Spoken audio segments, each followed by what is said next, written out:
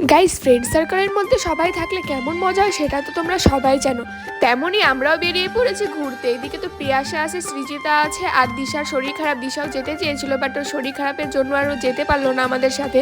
তাই জন্য আমরা তিনজনেই বেরিয়ে পড়লাম। তারপরে তো এখানে টোটোতে উঠে গিয়েছে। এখন যাবো একটা দিদিদের বাড়ির ওখানে, মানে দিদির সাথে দেখা করতে।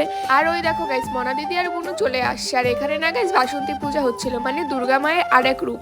তারপরে দিদি বললো চল একটা ক্যাফে থেকে ঘুরে আসি। তারপরে তো চলে আসলাম বিহার মোড়ের একটা ক্যাফেতে। আর এখানে না ক্যাফের যে লোকটা সে ছিল না, তো দিদি ভাইয়ের চেনা ছিল, সেই জন্য দিদি বললো কি চল আমরাই বানিয়ে নিজেরা খাই। এখানে তো কফি নিয়ে আসলো ফার্স্টে। আর দোকানের আঙ্কেলটা যেহেতু ছিল না, সেই জন্য দিদি ভাই নিজেই না শশা মাখা করে আমাদের জন্য এনে দিচ্ছিল, সাথে প্রিয়াশাও ছিল। তারপরে তো এখানে পূজার এখানে একটু ঘুরে চলে আসলাম আমরা আবার ইসলামপুর টাইমিরাজের সামনে। তারপরে সৃজিতা মাসি আমার জন্য একটা আইসক্রিম নিয়ে আসলো। এখানে বসে বসে আইসক্রিম খেলাম। আইসক্রিম খাওয়ার পরে চলে আসলাম বাড়িতে ঘুমানোর জন্য। দেখা হচ্ছে নেক্সট কোনো মিনি ব্লগে। Tata guys.